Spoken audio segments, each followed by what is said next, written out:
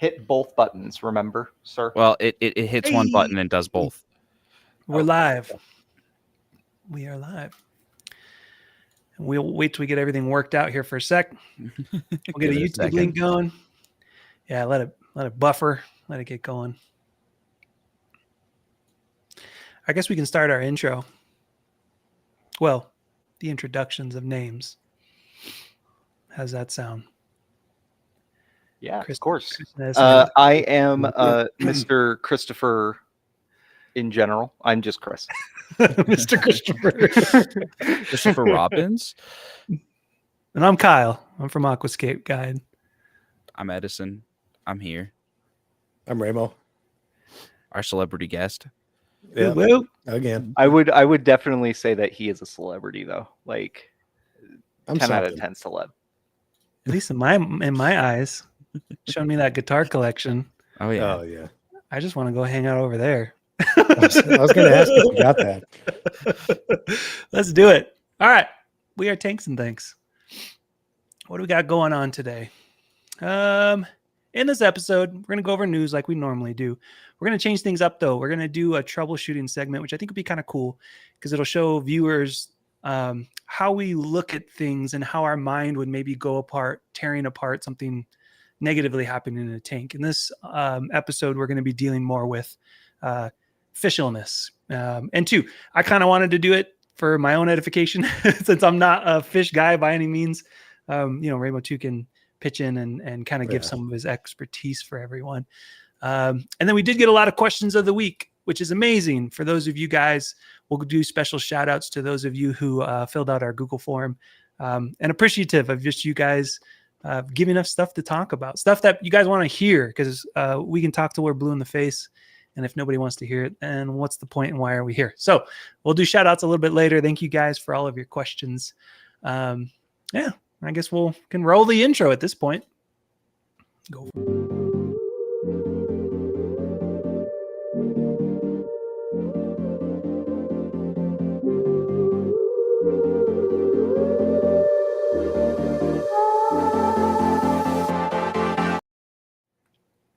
And we're back.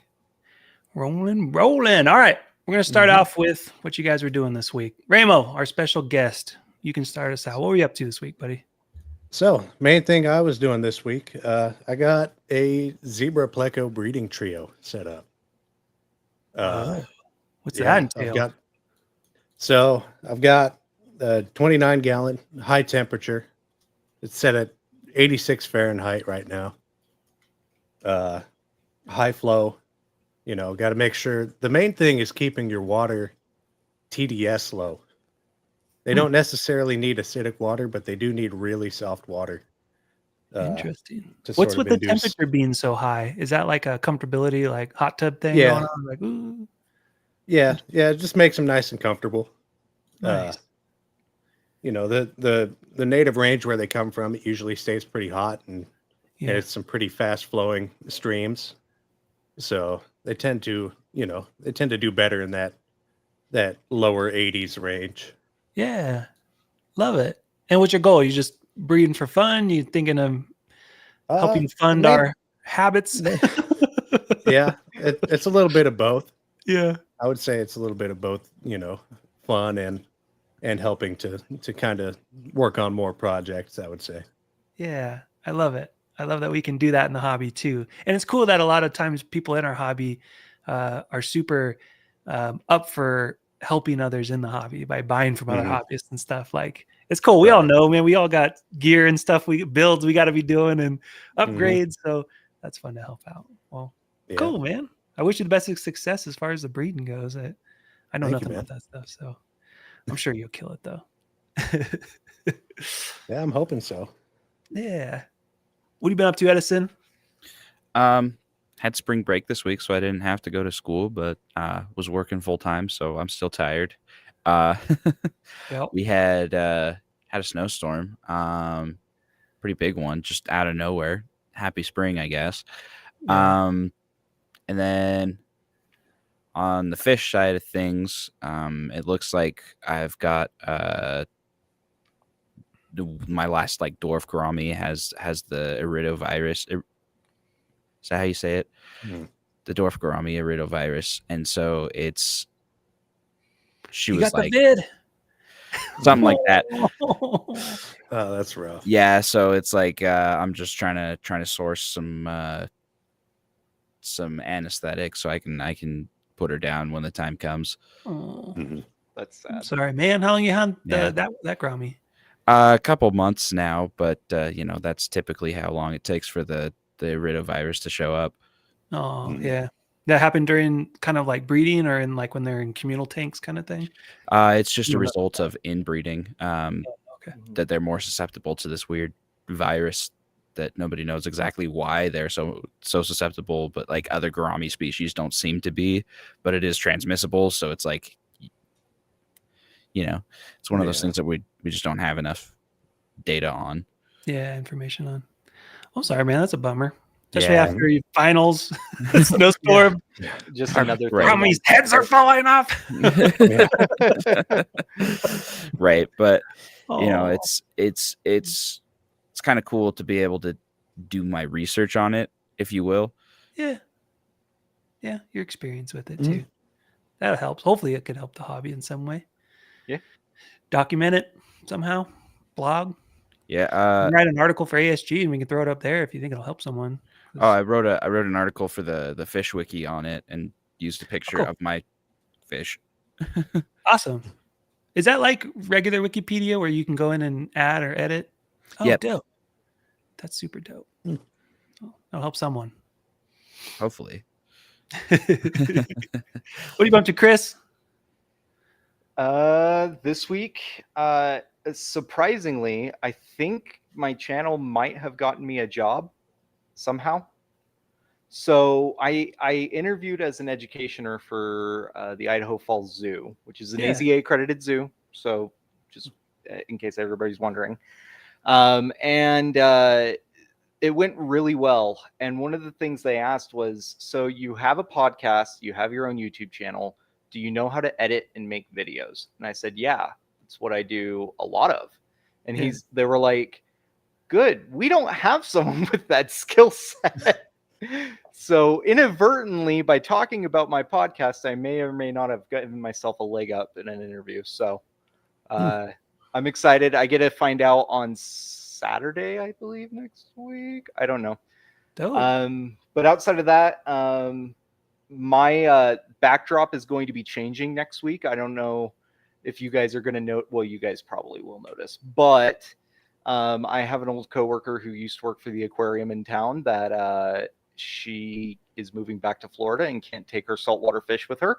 Oh. And so I got a tank stand and I'm putting a 10-gallon nano saltwater cube inside on it underneath this big behemoth 40. So dang.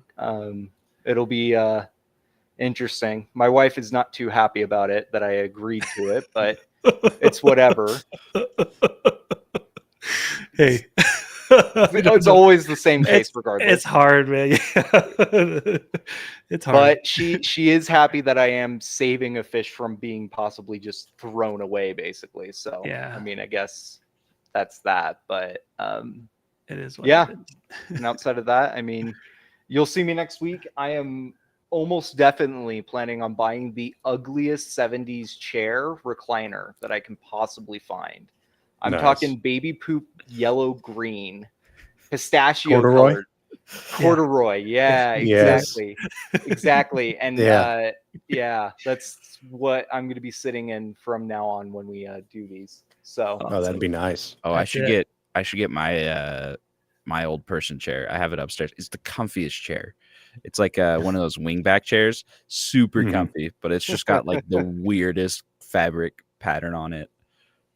When you become a dad, you sit in those chairs and you're like, uh-oh, I'm not getting back up. Yeah. And you're dozing off. Dad, like, I'm awake.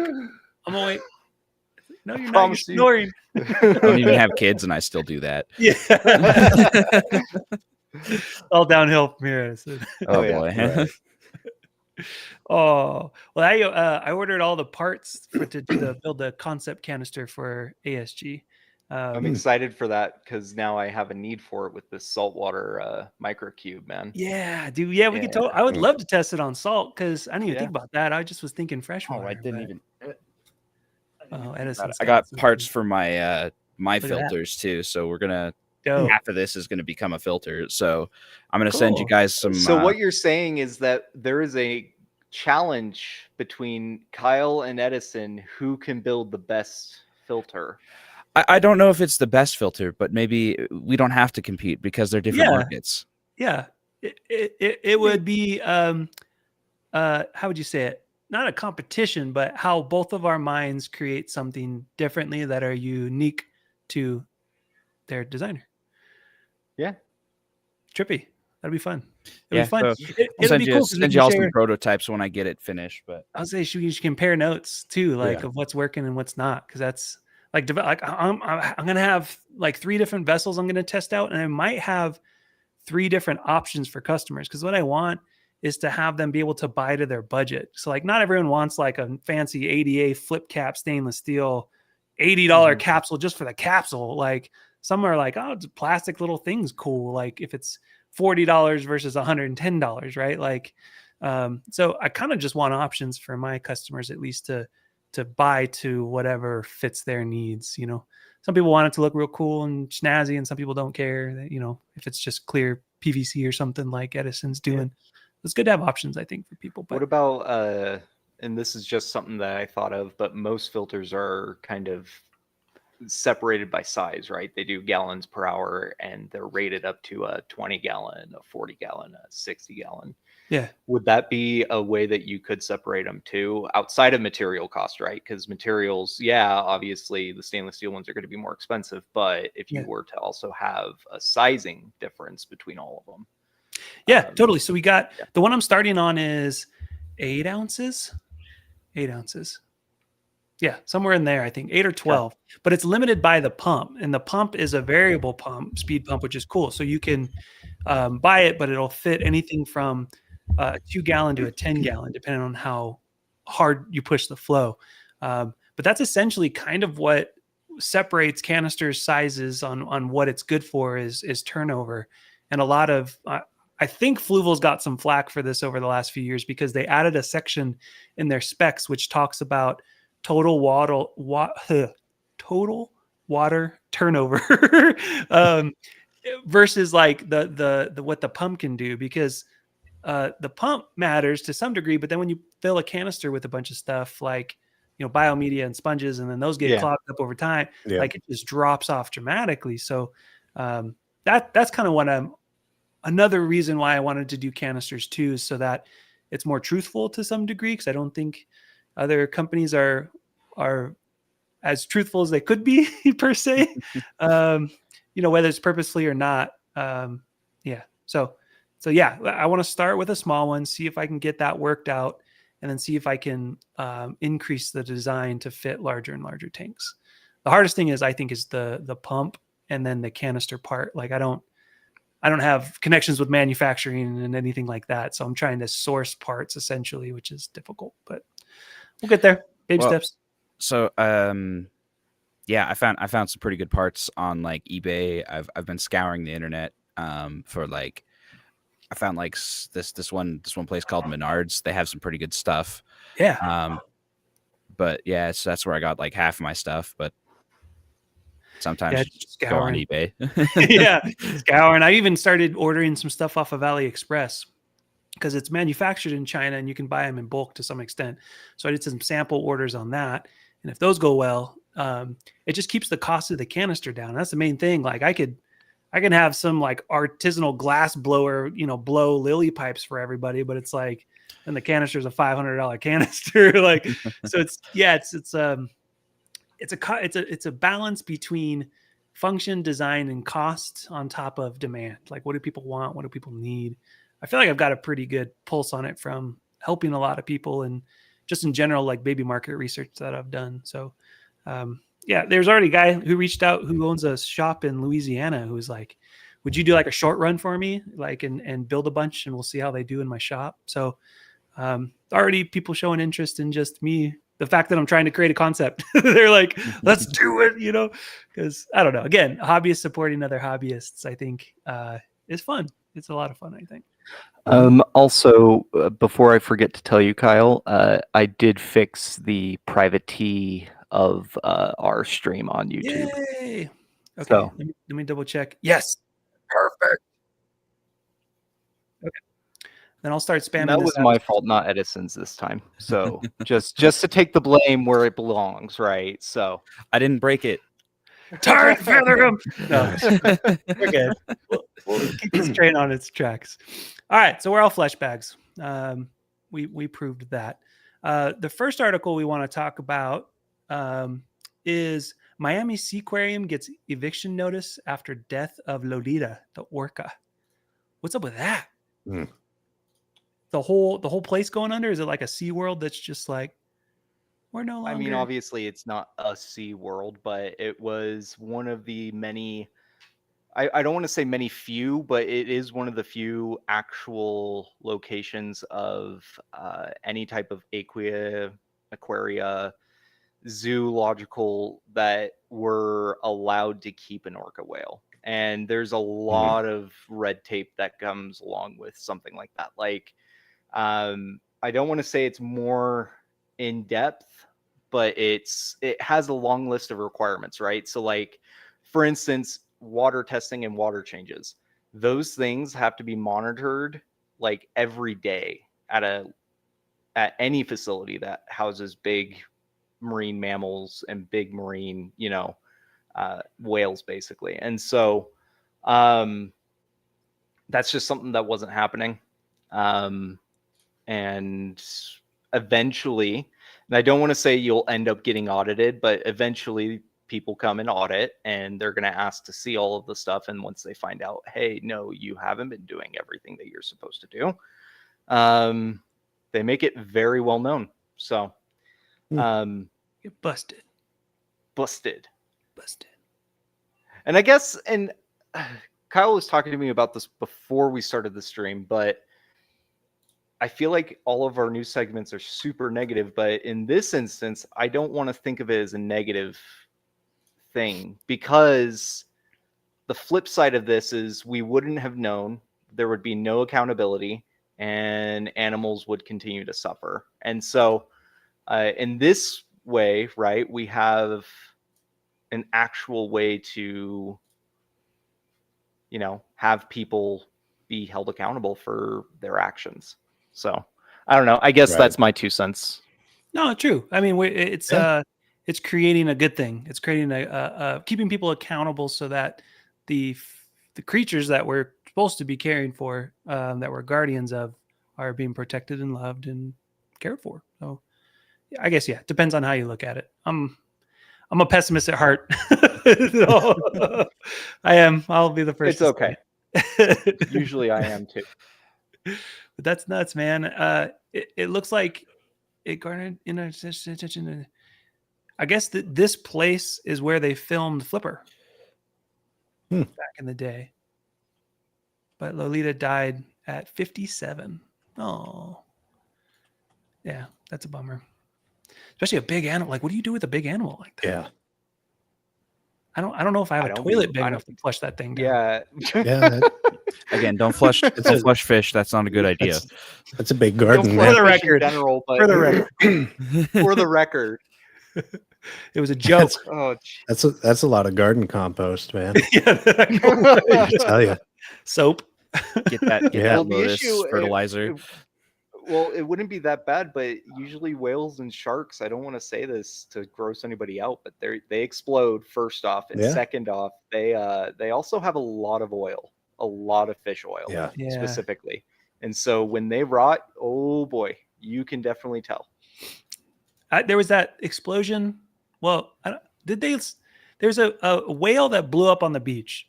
Yeah. Is that from their gases, or is that were they trying to move it and they tried to No, that was from their gases after they were dead. Yeah. Mhm. Yeah. Chunks of whale falling all over the place. It's because the biggest reason why is because, at least in marine mammals and whales and sharks, right, they use the pressure of the ocean to stabilize their outermost, I don't want to say the outer layers of them, right? Yeah. So they have a force that is literally pressing on against all of the other things that are expanding at the same time. That makes a And lot of then sense. if they don't have that, they don't have any pressure, building up around them. And then, as my wife would say, the Twinkie explodes. I've never had a Twinkie explode on me, but it makes sense. Yeah. I mean, Yeah. Yeah. if it was really big and died and then dissolved. And then rotted on the Yeah. inside. the They're inside rotted out. from the inside. Yeah. That Well, simple and- fact that a whale could have, I guess, has to fight that pressure, right? Yeah. Like, Yeah. especially at the depths those guys go. I've thought about like, how do they do that? But that would make sense if they have some sort of protection that's pushing against the outside coming in. Mhm. But then, yeah, you're laying on a beach and you have that mechanism anyways in you. Like, Well, and that's why blobfish look like the way they do. That's blobfish look like that Yeah. after we pull them out of the ocean. blobfish. Oh, yeah. Yeah. Yeah. Oh, those guys. Mhm. I've got one Didn't think somewhere of it. around here. A little What? toy. A little toy. Wait, of wait, one whoa, whoa, somewhere. whoa, whoa. I was like- Remo, you remember when A little we were talking toy of last one. time you were on, and we were like, Yeah. what interesting, fish do you have? And like, what kind of things do you keep? How was Yeah. this not on the list? Yeah. That was My so. That's not a blobfish. real. That's not a live one. Oh, It's not a okay. Live, it's not a live blobfish. Don't worry. Okay. If I had a live blobfish, that would have come up immediately. But That's a flex. Check out my Yeah. blobfish. I would have Yeah. been so concerned about your cost of having to chill your tanks that not just the California. chilling, but the pressurization. I mean, everything about it would be a nightmare. yeah. Trying to maintain that pressure while also being able to feed it. Well, I guess a blobfish pit, If a guy can do it with blobfish eels. Yeah. Yeah, just dig like a giant pit in your front yard. Yep. Yeah, There you go. yeah. Just make it 100 meters down, put a cap on Yeah. it. Yep. Are they Perfect. carnivorous? Are they They're probably detritivores. they just eat I would bottom think bottom so. stuff? They probably eat stuff that's just dead and it falls to the bottom of the ocean. Oh yeah. I Yeah. Like whales. Yeah. Like Whales? whales when they die and fall to the bottom of the ocean. Oh, okay. I was like, Whales when they they don't explode on the beach. Yeah. Right. the and alternate universe for them. from what I understand, Yeah. whales don't actually get old. They don't like die from old age. What happens is they just kind of like get too old to get to the surface, so they just kind of drown. And then Oh, Really? yeah, Well, that was a very sad thing to say. That's the more you know. why is this podcast so negative all the time, man? if you want to get even more negative, because I've been doing a lot of research on the dwarf gourami iridovirus. Rip. Rip. yeah. Someone in chat, he sloth 25 says casually owns a super pressurized tank. So Yeah. yes, Yeah, I forgot to mention that the other day. Yeah, huh? yeah, I that's, forgot. Yeah, that's one of my good buddies. Nice. I'll be watching YouTube chat too for us. So oh cool. just so we're catching people as they pop in with us. All right. Next little topic. Let's open this up. This one is going to be tremendously sad because it's something that I have actually gone through. So I'm going to let Edison explain it because of what it is. I'll read the title. It says Pittsburgh Zoo and aquarium leaders address animal deaths over the past 7 months. Bring grief in counselors for staff. So essentially, zoo workers are getting depressed because in the last 7 months there have been 5 animals that have died at the zoo, and it's hard when you work close with these animals. It's hard. To them it's almost like a pet, working with these animals at the zoo. Yeah, good day, man. Right, and so it's like kind of like when your fish dies or something like that. It's Probably not even say easy. more so, right? With mammals, they live so long and they have I don't want to say they have a different personality, but they have a personality that you interact with in a way that you don't in a fish. I mean, you can in a beta, right? A beta will recognize you, but like in the same way that you have a bond. So Right. True. Yeah. You're caring for these animals too, man. Like long time. Someone probably outlived some of us. You know what I mean? Like elephants. Yeah. And stuff. Oh no, they don't live that long. How long does an elephant live? I don't know. I never took mammonology. That's the only class I didn't take. Oh, so they had to bring in counselors and like Yeah. keep people going. That's kind of like when the Rona hit, all the hospital workers and stuff, man, just watching people kick it left and right. It's rough. Anything else to say about that depressing topic? Have enough depressing. Yeah. Is that it? That all we got for that one? I mean, Well, I mean, we I could help. haven't taken my shot of espresso, but I have taken a shot of depresso today. Yeah. Had one. Only one. Only one. Yes.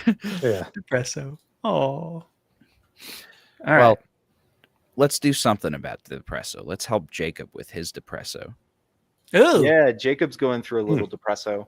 I like your segue, my friend. Okay, so for those of you who don't know, I'm always cruising Facebook and Facebook groups just to try to help others because I think it's good to do so, to give back to our community and stuff. Met a guy today actually named Jacob, offered mentorship on the Planet Tank side of things, and he took me up on it very quickly, which is cool. So we've been chatting all day and brings up, I have this situation. Do you know anything about what's going on in my tank? And I'm like, I'm going to tell you right now, can't help you with that one because I'm not a fish guy. I'm like, but I'm getting on a podcast with two other guys that could very easily help us today. So his situation is this, and Edison and Chris and the last person. Take your time. There you go. I can't remember name of. Sorry. I don't. Next time I'm just ain't gonna gonna hurt let my you just feelings. Don't struggle. worry. No, Remo. I wanted Next it to time I'm happen. gonna watch you just. I wanted to not watch. coming. I wanted to watch the gears turn. I Remo. like to see it. Excuse me. You guys can give your two thoughts on what you think might be happening with this person's tank on the fish side, disease maybe side of things. So here's the scenario. Jacob had 2 Nerite snails die off. Some plants melted, and then 3 mollies died, and he starts freaking out. And then he confirmed that one of them had dropsy, and then 3 more that were swelling like they had dropsy. His Congo tetras and diamond tetras and dojo loaches are all alive from what he could tell, but it just freaked him out. So he started doing hardcore water changes and treated with malaxin, Malaxyn, for 3 days in a row and no change. It all started when he added a red-tailed black shark in it. He noticed some issues and he moved the shark out because he didn't want to contaminate the other fish, obviously, if there was an issue. And he also got the fish from his local fish store, but didn't dump in the water. He said he just took the shark out and put it in. But I don't know. When someone starts, I guess largely, when someone starts seeing issues like this, because I dealt with this too, where it's like chain reaction status, and you're like, what is going on? Sometimes it could be a fungus thing where it looks like fungus, but you don't know if it's fungus. Sometimes it could be whatever. What do you guys, what's the course of action for someone generically? And then what advice would you give Jacob? Go.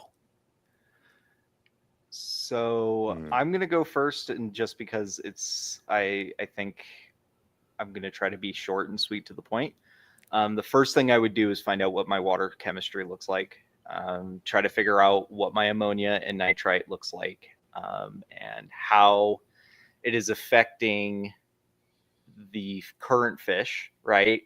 And then the second thing, I would also add salt in some way, shape, or form to help hydromineral balance, so that way they can fight off any infection.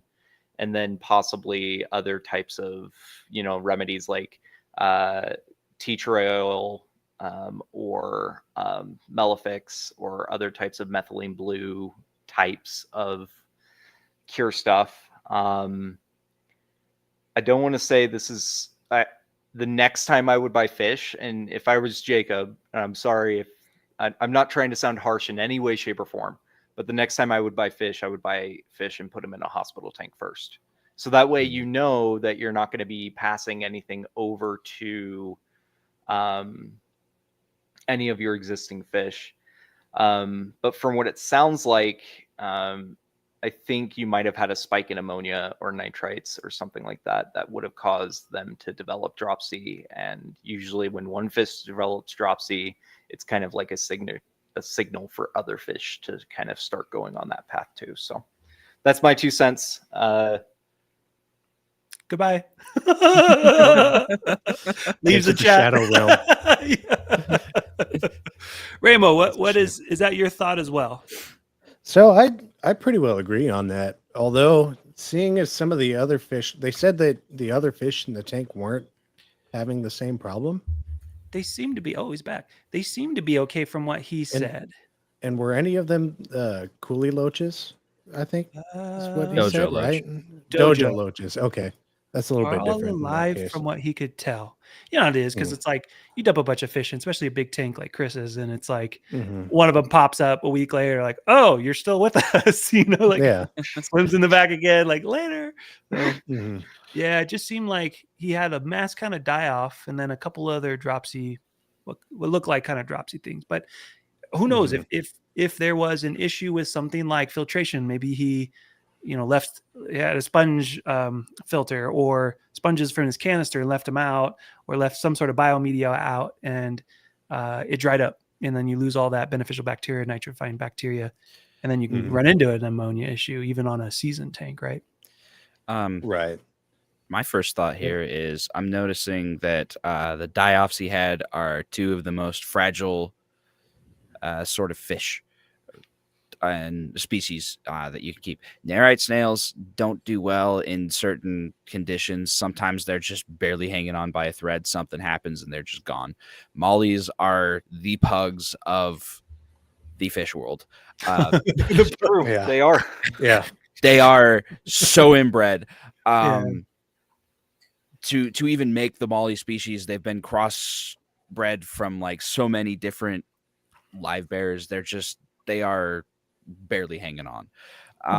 You say that, but now they're evasive in Texas and in Mississippi and along the entire Mississippi Delta and Plateau. Because they can breed faster than they die off. Cockroaches. So to say that your mollies are dying is just to say that your mollies are dying. That could happen from anything. Because live bearers especially tend to be inbred just because of how fast they breed and how frequently they breed. And most people who keep them they're beginner fish, right? And they don't understand enough about genetics to responsibly breed them. And so mollies are just a byproduct of that, and the crapshoot of everything like that happening. So introducing the red tail shark might have introduced something, and it doesn't really matter what it is: bacteria, parasite, protozoa, whatever. It probably introduced some pathogen, increased a little bit of ammonia to stress the fish out a little bit to get them sick, and then it was just off after that, because once you have a fish die, it starts decomposing, releases a lot more ammonia, and then you have more problems. Blows up, shoots fish stuff everywhere. You know that they have this thing around them that pushes on the outside pressure. Yeah. Yeah, they're like small whales. Like small whales. All proud of himself. Like small whales.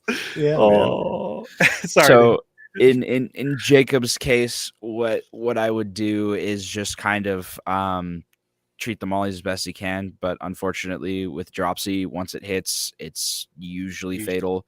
Too late. And hopefully the red shark is doing okay, but everybody else should probably be okay, just because they're not live bears, especially mollies. Yeah, and also I was just thinking about that. He didn't indicate if it was a balloon molly or not, but balloon mollies are like heaps and bounds extremely more like prominent with dropsy because of the way that their anatomy has been bred down to have. And so I don't want to say that might be an issue, but if it's a balloon molly, it probably will get dropsy, and that's how it will die, most likely. So yeah, balloon molly is like our bread with dropsy. just part of it. They're like carriers, right? So like how women are carriers for color blindness, right? It's the exact same thing. Gotcha. Kind of. Genetics. Yeah. Genetics. Trippy. Okay, so dropsy in general, ammonia, water changes, prime, CChem prime to try to help lock up or bind up some of that for a bit until you can get to a water change. Yeah. CChem said that too, that prime's only good for like 48 hours to lock the ammonia up. It's not a permanent lock. And Yeah, it's temporary.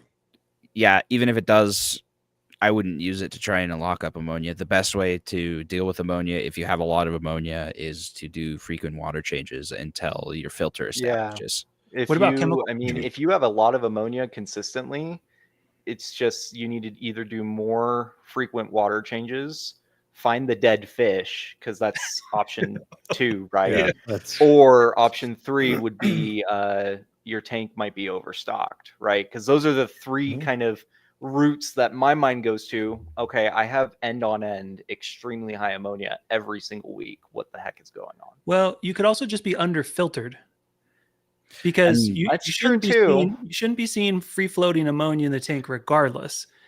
What you'll see is really high nitrates you can't get down. So if you're under filtered, you'll see ammonia. If you're okay with filtration but overstocked, sorry about that, you'll see like 200 parts per million of nitrates you just can't get down, right? Like cichlid tank at my old work, like it had 200 in like a 52-gallon acrylic front. Yeah, no. So it's like I see these people in these groups that are like, my nitrates won't come down. I do big water change. It's like you're just overstocked at this point. Your filter's keeping up, but you're not with water changes and getting fresh water in there for them.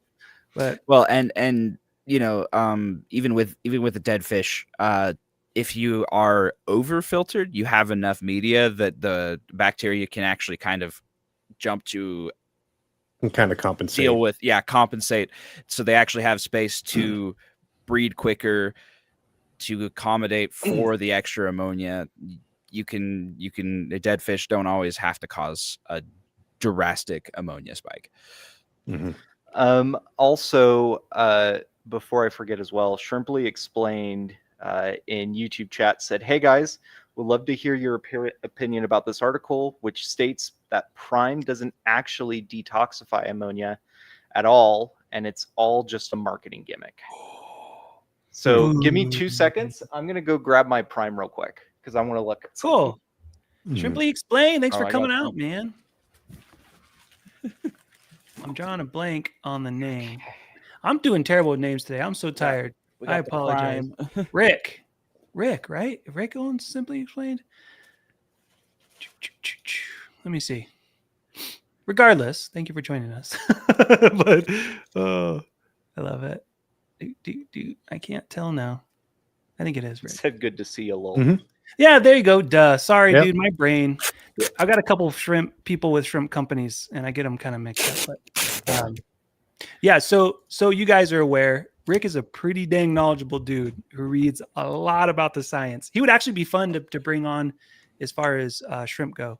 So Rick, if you next week, let's jump on with us, we can like geek out about shrimp. I think that would be a lot of fun. But let me get my prime bottle. Hold on. Oh, you guys, hey, I bought a new beta. We all got the no.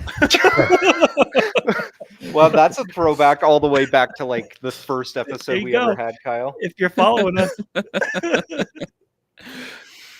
So, if I'm not mistaken, the active, it doesn't really say anything on the prime bottle about what the active ingredient is. It just says contains complex hydrosulfite salts, which is just sodium thiosulfate falls in that category, which is what they use to detoxify the chlorine, which I don't think it really affects the ammonia at all. And I just wouldn't rely on chemicals to deal with chemicals. Yeah, compounds. It's kind of like, I don't want to say we're going back in time, but remember our last episode that we did where we talked about how liquid CO2 is technically a sham, right? Yeah. It's Kind of true. kind of true, but also kind of not at the same time, right? Because it still does do some sort of CO2 buffering. In this instance, it probably still does at least nitrosomid like bonding, right?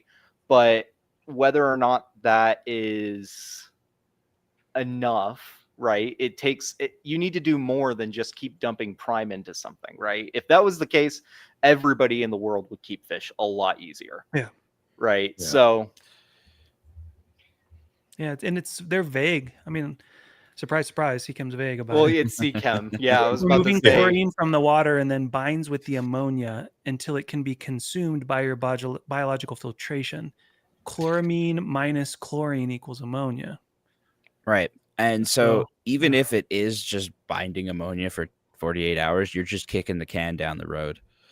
And that's my point. Yeah. People are like, "Oh, I dumped prime in," and I'm like, "Yeah, but that's only So? like 48 hours. Like, and then Yeah. you're back to where you were. If it unbinds, I don't know how. I don't That's know. like But that's like ignoring the debt collectors. You're still gonna have debt collectors on your tail. I changed my number. Yeah, and then you put your social on a new number. I used to be a collector. We won't get into that. Maybe another night we can get into that. I used to Oh be a man, debt one of these collector days, I need to tell you, I used to be a fraud guy. It was Fraud guy? pretty great. Yeah. Yeah, I used to sell people credit card repair like Cool. services. Honda. Yeah, Screw 'em. yeah. Screw 'em. Company Screw credit got card people. shut down immediately. Did Because it? of all of, well, it didn't Did get it? shut down immediately, but it got shut down a year later because of all the fraud. Yeah. Oh, yeah. Okay. I think it's enough about Prime. Yeah. I think we beat that to death. Let us know. Hopefully, If, Shrimply Explained is okay with our satisfactory answer. If not, we can check a different box, but I don't want to. wild stories sometimes. Got to hear those wild stories sometimes. There's too many wild stories, man. Yeah, that's a whole nother channel. That's a whole like. We'll see if we Imagine, can get, no. we'll see if we can get Rick on. Rick would be a lot of fun to have. He's and if you haven't checked out his channel on YouTube, check it out. Shrimply Explained. We've kind of gone back and forth and geeked out in Messenger and stuff as far as the science behind these things and try to learn from each other as we all do, right? Like we all kind of go down these rabbit holes. And it's fun to learn from each other. So he's a great source of information, a wealth of knowledge on shrimp. Check out his YouTube channel as well. Plug for you. Okay. Moving along. So I guess to wrap up the troubleshooting, it's ammonia based. Make sure filtration's right. See if you can find the source of ammonia, water changes, filtration, remove all the ammonia. Dropsy is what it is due to ammonia. And before adding any more fish to that tank, to the main tank, I would wait at least 2 to 3 weeks. Yeah. Well, yeah, Definitely. I think Just- at that point though, someone is going to be out there and they're going to be like, I just had a couple fish die off. I'm not going to do this immediately. And it's like telling someone to have a hospital tank. I've never been in a situation housing prior to this house that I bought that I could have a hospital tank sitting around or that I could like throw one up randomly to like house fish. They always plop and drop, man. All of my fish for almost as long as I've been keeping fish at this point. So, but I think it's our job to make sure we educate. They can do whatever they want with the tank at the end of the day, but this is the importance of a hospital tank in quarantining for a few weeks at minimum, is just to make sure that you're protecting everything else that you have going on in the main display tank. Not everyone can do it, but this is why we do it to some degree. If it was something that was introduced through disease, buying new fish kind of thing. Right. It's a lot easier to replace one fish than all your fish. Your whole tank. Yeah. But do with that information as you guys will as hobbyists. So are we good to move on to some questions that we got? Yeah. Okay. Special thanks to Puzzle Piece, Rio C, Plant Tree, Elaine. I see Elaine. She runs one of the Facebook pages on fish and love her to death. So I appreciate her chiming in too. Corvus and your boy. Those are some. I'm going to call him out right now, Edison. Why? Your boy. Oh, is it Edison? I think Edison is your boy. Okay, there was some of these questions I'm like, this just feels like Edison talking right now. So here's some of them. We got a lot of questions. Not all of them we're going to be able to go through today. What I did is I organized them by categories. I was going to pick a couple. The categories are nutrients, general fish, general plant, just generic tanks in general, filtration, and water chem. So the first one, and the way I did forums, I'll have to figure out how to piece the question to the person who asked it. Haven't got that far yet. So I don't know who asked these. If you are watching and you had asked them, raise your hand, say something, because I'd like to thank you. The first one with nutrients, this was a big one, is what is the best way to do substrate in your opinion? Capped dirt, aqua soil, just sand, just gravel, nothing. What are you guys' thoughts? And I guess let's hear from Remo first, because I haven't heard his beautiful voice in like 4 minutes. So for this one's very situational for me.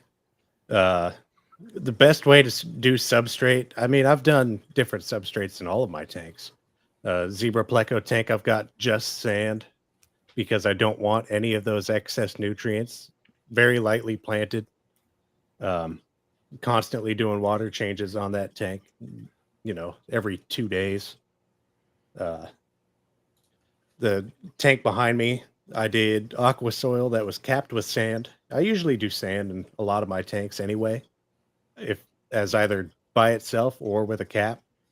Not only because it's, easy on the fish that tend to be bottom dwellers, but also it acts as a nice little barrier for if I do any kind of dirt or aqua soil or anything like that, and it sort of slows down that nutrient release into the water column. At least that's the way that I do it. All right. We heard from the man himself, the legend. Yeah, the legend himself. For me, I kind of do a mixture when it comes to my tanks. So the one behind me right now, I have Caribbean Sea lava gravel, so like the black stuff. And then I also have black diamond sand in there too. So kind of a bit of both, just for different grit size. So that way you don't have super big porous spaces, but you also don't have super jagged rocks. So, right. Mr. Edison. I guess for me, it is situational as well. Depends on what you're trying to do with the tank. Are you trying to plant it? Are you trying to not plant it? Is it a breeding tank, temporary hospital tank, something like that? You know what I mean? Because in a hospital tank, you probably don't need substrate unless it's like a substrate dependent fish of some sort. I don't know. Like I think it's a banjo catfish that like to bury themselves. Yeah. I could be really wrong. Yeah. I know what you're talking about. I don't know what the name of it. Yeah. So like, some catfish like to bury themselves, some different things, but otherwise you don't really need a substrate in a tank that you're going to keep a fish in for like 2 weeks. For like my Daphnia tank that I just set up, I just put some random red substrate that I found at Petco in there because it was cheap, just so that I could have something to keep some beneficial bacteria around, as well as, a filter and whatnot. But, it just depends. It depends on what you're trying to do. If you want plants, you're probably going to want cap dirt or what is it called? Aqua soil, something for the plants. But otherwise, it doesn't really matter. It depends on what you're trying to do with your tank. Yeah, I would agree. It's very subjective to one's goal. And I kind of hate this question. What's the best this? It's like, what do you want to do? Like, as Edison was saying, if you have plants, if you have root feeders, you need to feed them at the root. Like you can get away with not feeding them at the root. But my approach is always do what is best for whatever we're trying to take care of, not what can I get away with, right? I always do aqua soils. I say aqua soils all the time, unless you plant a tank that is not doesn't have root feeders in it. So if you do all epiphytes like Boost and Anubis and water columns with moss, you don't need an aqua soil to some degree. You're not feeding things at the root. So it's kind of just, and on my side, with an aquascaping focus, it's more upon your design or your approach and how you want to approach the design of the tank necessarily. I can't, I guess, comment too much about fish. I do know that some like Eco Complete that you have in your tank, Chris, is pretty jagged. I mean, it's volcanic basalt, and if you get cories running around that, they're probably not going to be They're super not too happy. no. Yeah, unless you got No. sand. I mean, I could see sand helping Yeah. that. But what's up, Edison? I was doing some research on cories this week, actually, Ooh. because for the Fish Wiki, I wrote an article on the cories. The jagged substrate isn't a problem for their barbels because they're quite. What's What the about word? their little bellies? You're gonna be laying on volcanic basalt. So I've done that. yeah, It's not advisable. It tears It's like- fuse up. it's Yeah. like the bed of nails. man. The reason why you don't want jagged substrate is because the food falls down into the gaps and goes anaerobic. Okay, I could see Their that. their barbels Yeah. are prehensile. That's the word I'm looking for, or I something was like gonna say that. yeah, So they can move them around and stuff. So they're not just like scraping them around. And they they swim just above the substrate, so they're not actually like scraping their bellies on the Yeah. So you don't they come from areas with quite jagged substrate. So Well, that's good to cories know, at don't least. necessarily need finer substrate.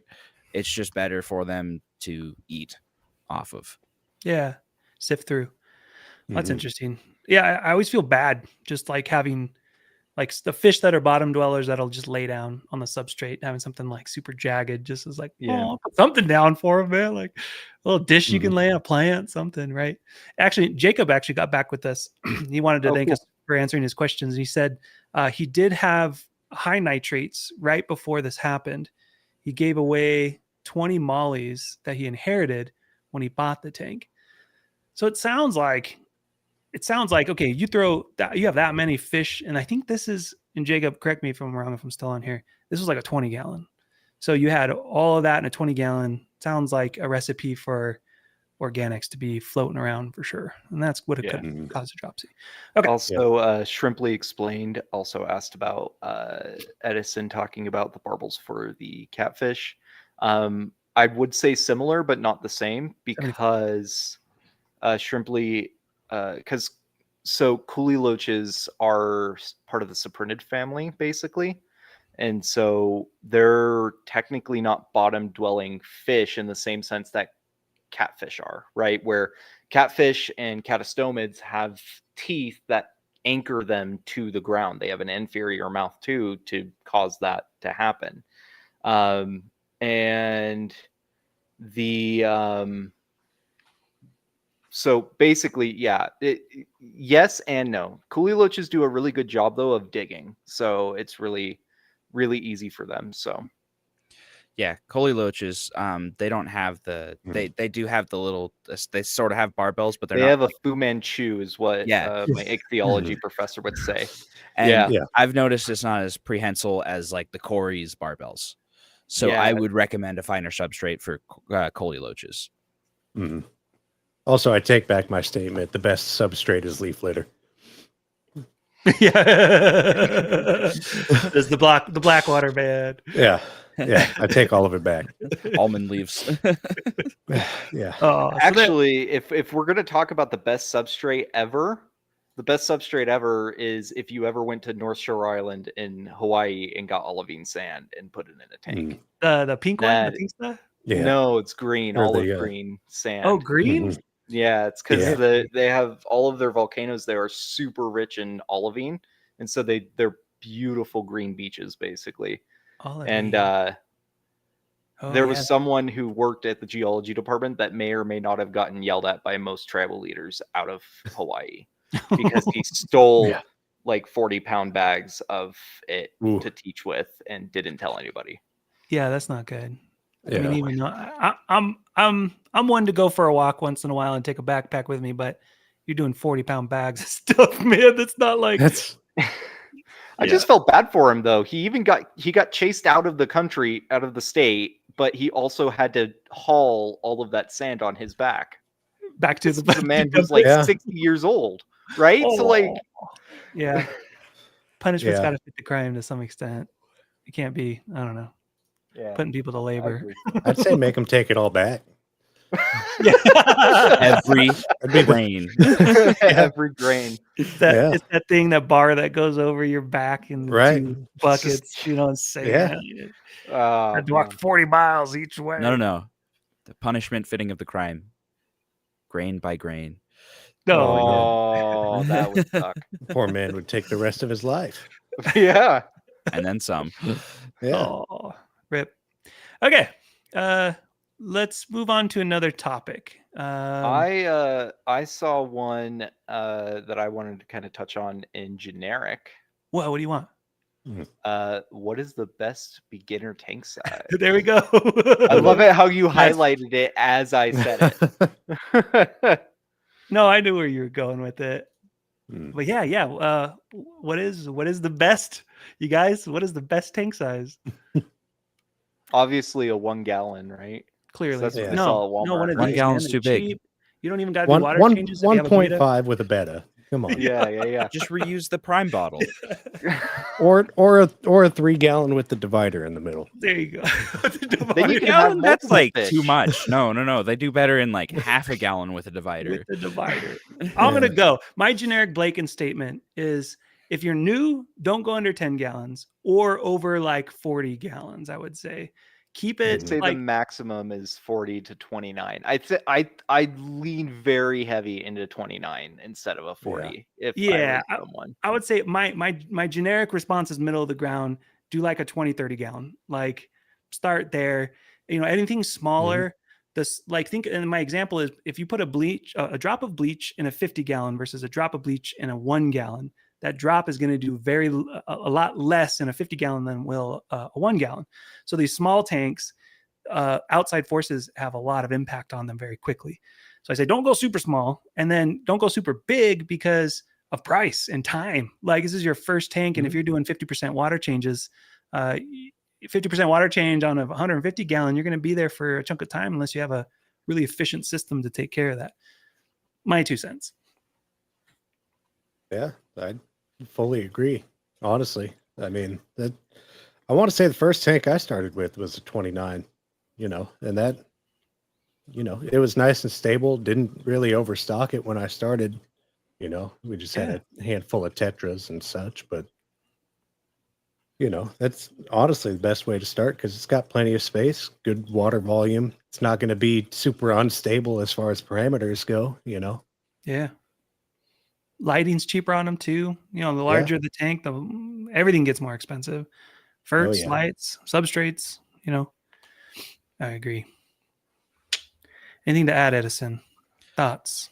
I was going to say Kiernan. basically the same. 10 plus gallons. I started with a 10 gallon, which I thought was big as far as aquariums because everything that I'd seen, and then I was like, no, that's tiny. Yeah. But I wouldn't keep anything under 10 gallon unless you have a lot of experience with aquariums, and even then it's not really, there's not really much that you can put in anything under a 10 gallon. Shrimp. Yeah. Shrimp. Okay, Shrimp yeah, only. a shrimp tank, but that's something that everybody goes back to. You don't start with a shrimp tank. True. I try to tell everybody to start with a shrimp tank. I'd Do love you? to. They don't listen to me. Yeah, they don't listen to me, but I try to tell people that's the best way to start. Shrimp tank. Yeah, It's my favorite. yeah. It's my favorite. Yeah, look at Rick I saying love shrimp tank. shrimp. Triple X Space saying shrimp for the win. Not to go back to depressing topics, but the beta that was in here passed not too long ago. Oh, But Aw. I ended up changing a little bit of the water and going with Caradina in there. cool. It turns out that actually works pretty darn well for them.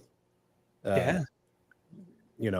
Right pH, right TDS. I mean, everything's working out good so I have far. to send you the photo, but I sent it to the group chat earlier yesterday, but there was complete big chunky, like huge king betas at my Petco like 2 days ago. And it took me every fiber in my body to not bring them home with me. Yeah, Rescue they They them. were like literally get like big. like huge. One of them was a koi Yeah. too, which you never see. So, but Yeah. I call them chicken nuggets, little chicken nuggets. Little fat little. Yep. Yeah. What's your official answer, Chris? So because I was an idiot, I had my first tank was a 3-gallon on my desk.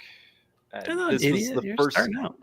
This was the first tank that I had, at least before I even started doing any zoological like things, right? And that just had a beta in it.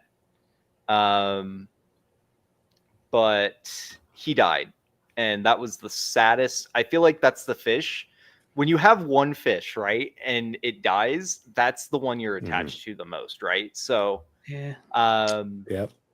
After that, I don't want to say I kind of went in too deep, but I asked my wife for a 20-gallon tall because it would fit on the stand that I had currently, a 10-gallon stand that I bought. And she was like, okay.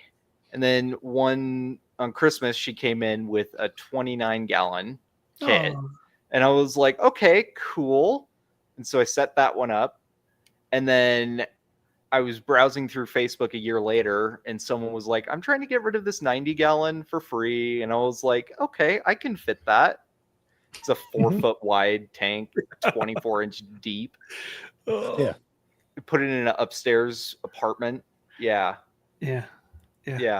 But I think starting out right, 10 gallons is a really good size for a lot of people. And it's not because it's, easy to maintain. It's not because it's tiny. It's not because of all of these reasons. It's the first real size that you can have that water chemistry isn't drastically affected day to day, if that makes sense.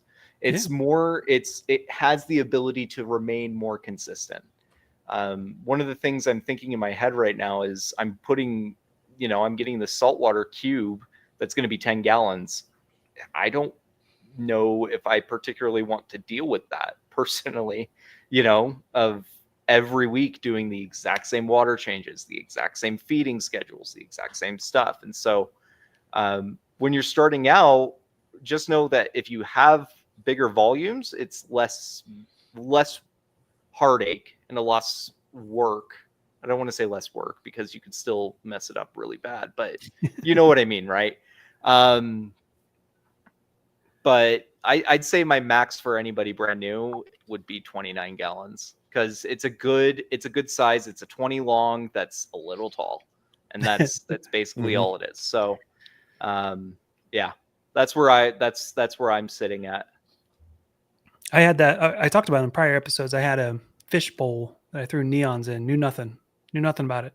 Died, obviously. Horrible. Yeah, no filter, nothing. Just like, why is the water all white and milky? Why are they all floating in the morning when I got there back to work? And then immediately got is it a 28 or 29 bow front? I forget. But I had that. I had that all the way up to like a year or two ago. It was something like 18 years I rocked that tank, and I loved it because it's just rock solid as far as parameters go. So that's kind of more my experience that I've seen. Like I've had a 75, and it was so much more work that I was just like, I don't know if I like this, like this, the balance between like, do I own the tank or does the tank own me to some degree? Having to do water changes and maintenance and all that stuff. So, and then again, everything just gets far more expensive, but anyways, anything else to add to that? The best beginner tank size.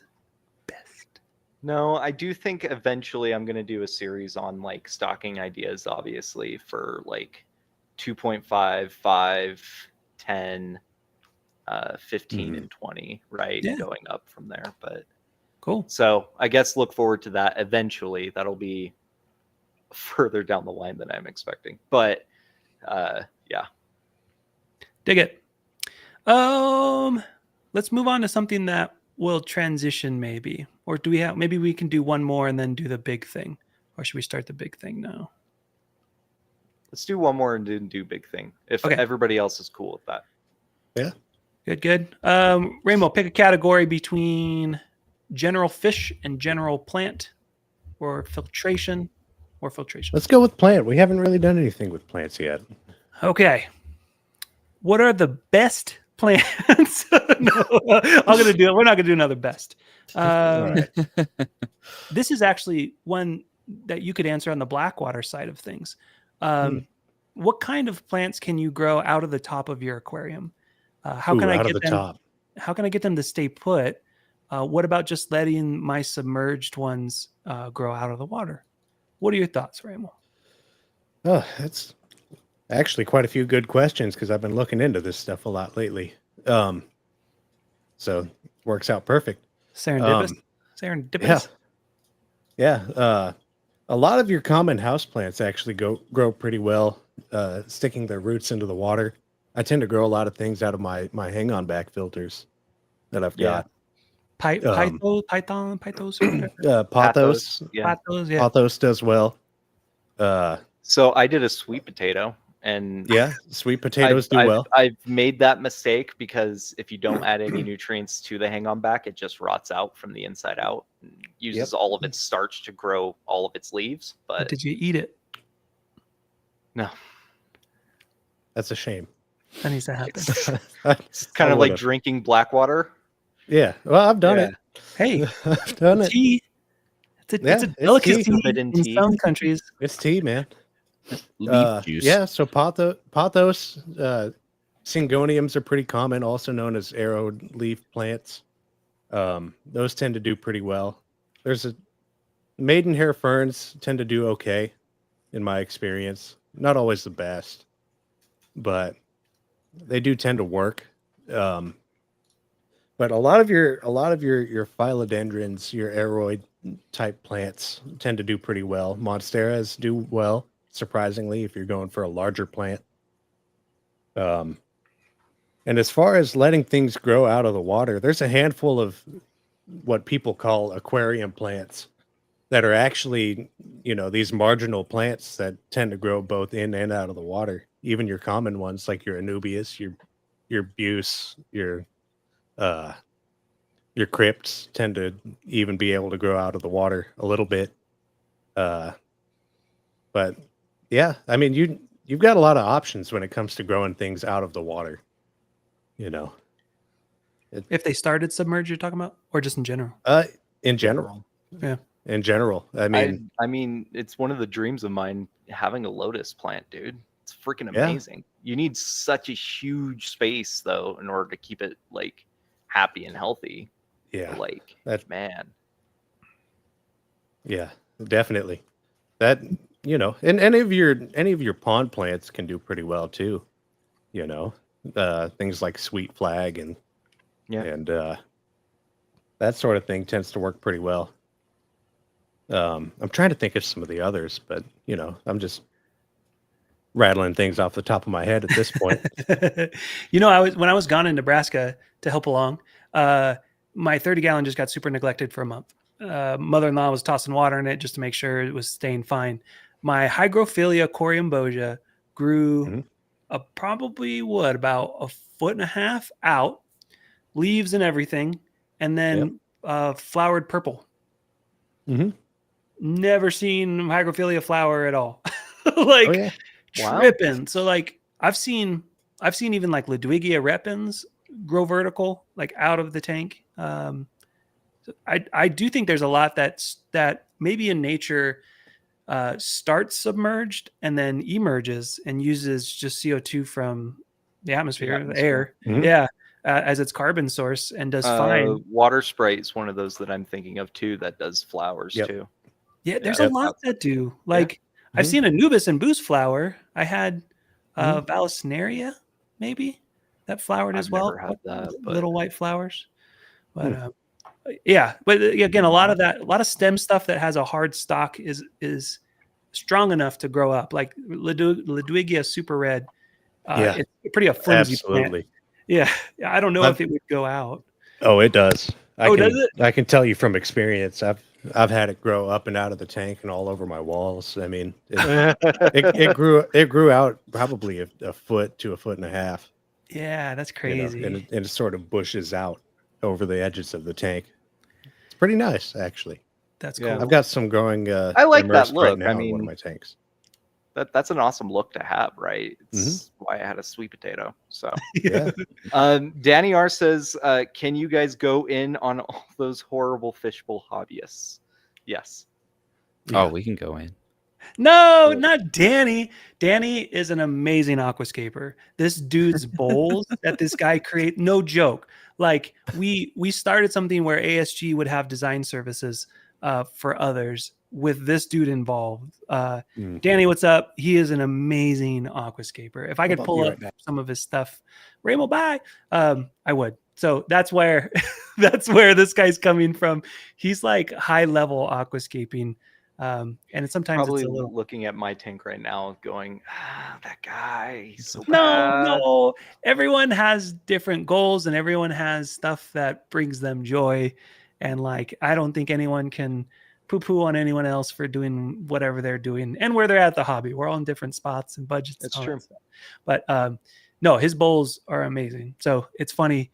Like, And we can, as he asked us to, we can poo-poo on people who don't do their research before getting into before keeping an animal. totally.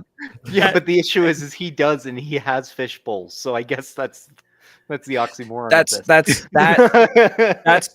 yeah. Yeah. If you do your research, you can have a bowl like a Biorb, sure, but like Danny, and actually I was going here with the conversation too, because I'm starting to enjoy more things out of the tank. I used to like more so like it. Everything had to be in the tank and look nice in the tank. And Danny is amazing at this, where he has, it goes from like aquarium to terrarium in a natural way that's gorgeous. Like, and then he'll do the water flow thing so that mosses and ferns and all that get not drenched, but stay wet. Like it's just awesome. I love Danny is an amazing scaper. It's cool.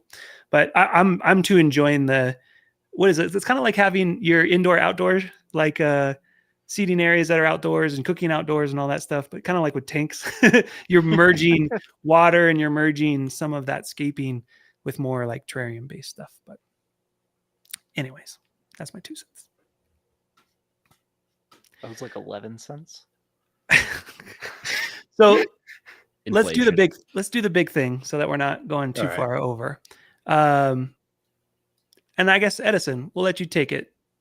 I feel like I'm talking a lot tonight. All right. Back to Jacob's dilemma. We talked about water testing, but what sort of parameters do we want to test for, and how regularly should we test them? And I guess this is a lot of conjecture. So here we are conjecturing. Conjecturing what? Go on. Conjecturing about water testing. Yeah, so I guess it depends, right? Because if you're doing saltwater, I have to be the voice of reason here, somewhat, right? Because almost 120% of this hobby is all saltwater enthusiasts, and we're a measly 10% of it. But a lot of different variables that are transferable between the two is pH, nitrite, nitrate, ammonia, and I don't even think I would consider general hardness, mostly because a lot of people don't have a way to test for that in their home kits at all. So those are my 4 that I'm going with. I'll take them to the grave and die there with them. Prove me wrong. And how often would you say you should test those? How often have I tested them, or No. how often should you? Well, how Both. how often should one test? Someone should test it at least every 2 weeks, theoretically and hopefully every week. However, from someone who has literally done water testing on 45 tanks in 1 week, week after week after week, the last thing I want to do when I come home is do more water testing. Yeah. So, I guess when it comes down to it, you eventually get to know your tank, right? You get to know what it's like. You get to know its variables. You get to know what it's controlling. And so then you get to decide for yourself, hey, maybe I should do more water testing, or maybe I shouldn't, right? And then the last question, when did you last do a water change? I mean, a water test. 4 years ago. Next question. Next question, Remo. Remo, can you Next question. Next question. I'm not answering that. So for me, I actually I haven't tested this one outside of my ammonia, because I test my ammonia every week because I have, the API drip kit, right? And so every week I'll do ammonia. But outside of that, I know pretty much what all of my other like concentrations are. And so the last time I actually did a full water test with every single thing that I'm looking for is about December of last year. And even then, it was a cheating test. It was through API spin disk at work. I just brought a sample with me and was like, okay, cool, let's do it. I thought you were going to say the test strips. There you go. Yeah. We're good. It's the exact same thing, literally. I've had these for 8 years. They're good. Oh, Remo, what about you? What are you doing? Last time I checked my water outside of a cycle, because I've got a tank cycling right now. Last time was probably 2 weeks ago, I would say. Coming up on having to do it again. What do you test in general? I usually just test nitrates, honestly. I don't, and pH. I do check the pH on some of my tanks, I was about to say, you have black water tanks, sir. Doesn't I don't. It's log negative under 7, so yeah, it's harder to change. Right. It's not easy to throw off the pH in my tanks, but I do always check it at least, every 2 weeks just to make sure that I've got enough leaf litter in there. Make sure I'm not having to re-up it and all that, And I check the TDS on my Zebra Pleco tank. I check that almost, that one every 2 days, Yeah. I've got a little specific TDS checker that I'll use on that. Those little pens. Pop it in. Yeah. Those are nice. Kyle. Oh man, I knew this was coming.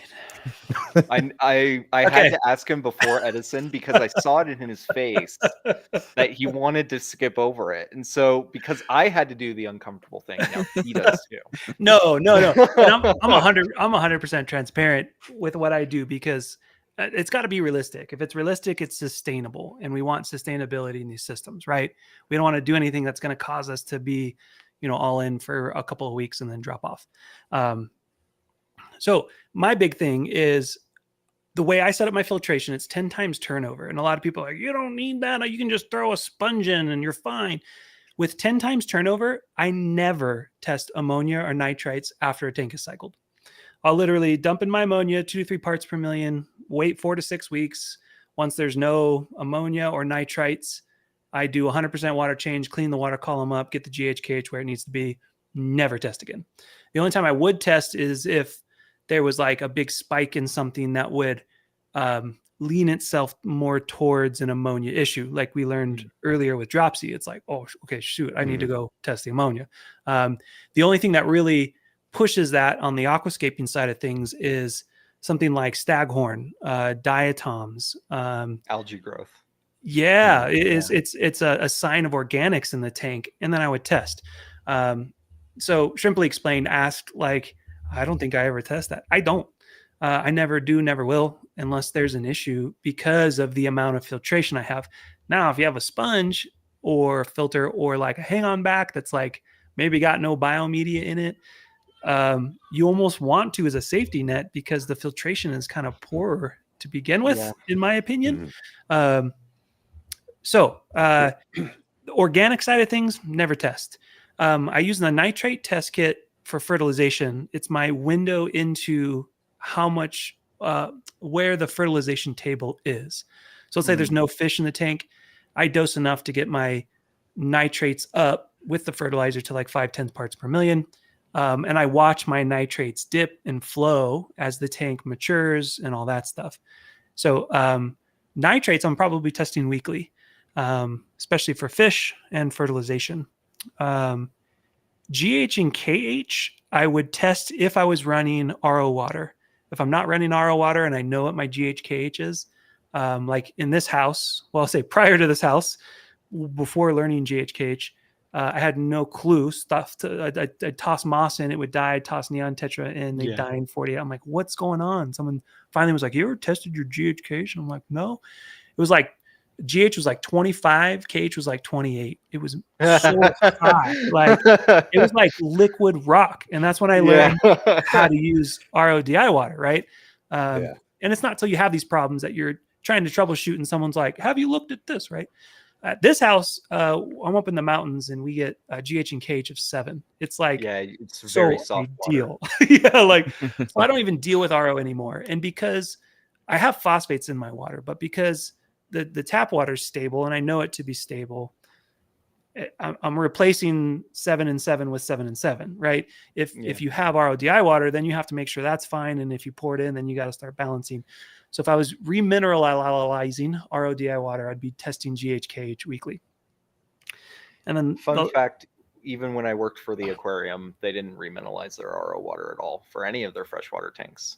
And I think it was mostly because they wanted it to be stagnant and not changing, not a variable that they had to deal with.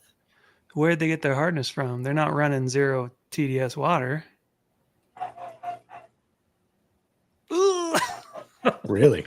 Wait, this is one that wasn't accredited, that or whatever it was. Yeah, and I mean, I brought this up to them many times. The first week I was there, I was like, "Are you remineralizing any of your water before you put it into your freshwater tanks?" And they're like, "No, it seems to be fine." And I'm just like, "That's not fine." Yeah, that is not fine at all. And with pH, pH is a result of your KH. So if you're testing KH, your pH is going to be what your pH is going to be to some extent. Then I just use pH as Shrimply explains, like, what? I don't, bro. I'm telling you, man. I test pH for CO2 injection. So you get that full point drop. So I'm testing and I'm not to some degree, right? There's things I'm testing for depending on how I have my tank set up and what I feel needs to be tested. And I've been keeping tanks so long that I can see an issue and I know what I need to test. Where when you're newer, you don't have that cause and effect correlation that is visual, or you haven't learned to read your tank yet. You don't have those tool sets yet. Yeah. And so that's where you would rely a little more on testing, I think, when you're newer. And I would test weekly. I would test every week just so you can see things change or not change. And then from there, if you have an issue midweek, run a big panel on your test. It's kind of like running panels on ourselves, blood tests. It's like it gives us all the ins and outs of what's going on with our internal system and can let us know if there's something going on. So that's how I run my tanks. Not for everyone, but 2 cents. I'm sticking to it. Yeah. Well, for me, it's like more of keeping a car than watching your oil and transmission fluid. You know what I mean? Mm-hmm. If you're driving a crap box that burns more oil, what? Someone inherited a Daewoo from someone. Yeah, the Daewoo. It burns more oil than gasoline. Definitely be checking your oil more so than when you put in gasoline. But on a car like my car, I don't even check the oil all that often because I know it's not leaking. I know it's stable, and I know it when I need to do an oil change. If a problem happens, I'll test. But if it depends on your tank. Once you kind of get an idea of it after cycling the tank, testing is one of those things that's just, I have a problem, I'm starting to try and diagnose. So, I'll test for like ammonia, nitrite. when I have a fish death or something, I'll double check to make sure that that's not an issue, or that like the dead fish didn't cause an ammonia spike. But typically my tanks are filtered enough and stable I'd say enough. your tanks are over filtered enough, sir. Just a little, just a little. PVC on top of PVC on top of PVC. Yeah. Oh yeah. Yeah, Yeah. I could probably pee in the tank and it wouldn't bother it. Yeah. I would not. Well, that's how they used to cycle tanks. Oh, jeez. No, I'm not even. No. No. We're moving Cheap on. ammonia Not source. with the Anyway. No. Didn't hear that. Anyway, yeah, testing is one of those things that it's like, I haven't ran a full panel test on any of my tanks in a while. I should probably run it on one of them because I think I'm having a GH problem with my plants dying in one of them. But otherwise, it's just one of those things that's like I don't test until I know I need to, or as a preventative measure when I know something happened. So it's kind of like once you know your tank, you'll know when you need to test. Yep. Troubleshooting. I mean, we see it. I mean, you do it long enough and we just see the effects. Like, yeah, something's going on, we can pinpoint it. Otherwise I still do. Like I'll go over to friend's house or we're geeking out and I just have them run a full panel. Just show me where you're at. It's like very easily with a API master test kit and a GH test kit, GHKH. You got everything you need right there to pretty much troubleshoot anything. And it's like certain compounds in the chain, tell us, oh, this is filtration. Oh, this is more water chem. Oh, this is more, but yeah, I guess if you're newer, continue to test more often until you feel comfortable with the way the system is. And then you can kind of taper off, I would say. Yeah. All right. I guess also kind of to add to that, most scientific, anybody that does any type of journalistic work when it comes to limnology, which is, study of freshwater lakes and water bodies, or ichthyology or anything like that, have no idea on earth how to interpret like a 4-chemical summary. So when it comes down to it, you could bring your water testing stuff to a professor somewhere on a campus somewhere and have them test it with the best lab equipment in the world. They won't know what to do with it. And so I guess that's another part of it is when you do it for yourself, you'll be able to at least be able to interpret the results by yourself. And you'd be able to actually get help from people who know what they're doing, which is great. So, right. Blind leading the blind. pH doesn't mean anything if you don't know what pH is. Yeah. It's a number. Yeah, sure. Yeah, there you go. 7 is good. That's all I know. 7, yeah. Keep it Unless stable. you're Remo. Be stable. Whatever it is. Unless you're Remo. Keep blackwater tanks. Yeah. 5. I don't even look at a 7 if it's on the left, Do you just ever like stare at a test and it's just like A, and then it just automatically turns into the like bright blue color back to where it's supposed to be? There you go. That's where you're supposed to be. Another shake, right? Oh, okay, yeah, we're good. Yeah. Okay. Yeah. We're back down below 6. That's fine. Anything else on water testing? Because it's getting late. No, I think we're good for this week. Before we end, I did want to point out I got my lapel mics in finally, and I have all of the scripts written. So this week I am planning on writing and doing the first real video for the channel. Cool. And it's going to be on aquarium safe rocks, and it's part 1 of 6, I think, is what I decided on. So it'll be great. I want to watch that personally, just because you guys, I think one of the first or second episodes I was on, you guys are schooling me a little bit more about some that will dissolve that I was like, what? That's a thing. So, excited to see that get launched for us. I especially have to be worried about that. Once you get into acidic tanks, man. Yeah. Well, I mean, but technically, falling apart. Technically speaking, though, both calcium carbonate and leaf material and technically anything that's alkaline or acidic can in nature can only go to like 6 point or like 5.4 and then 7.9. Outside of that, you have heavy metals in your tank and you're dumping a whole bunch of sulfides and you're making sulfide acids, and that's not good. But or you just have really lean water and you need a little bit of pH. Yeah. That too. I actually have to be worried about things like C-chem fluoride.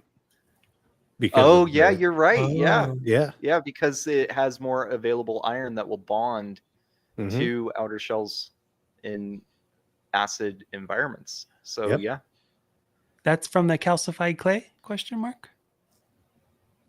It's from whatever clay they use. yeah.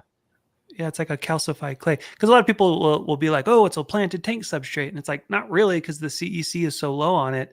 It's down there with gravel. Like I think gravel and fluoride is pretty close. It doesn't have very much like micelles in it, in the sense that like an aqua soil would, right? So it doesn't retain water, and I think it has less positive ions, and I guess less usable positive ions, because iron is a high positive iron that's not used. So crazy, man, crazy. All right, cool. Anything else? No. No, all good. Thanks for coming on, Remo. Thanks again for having coming on, Remo.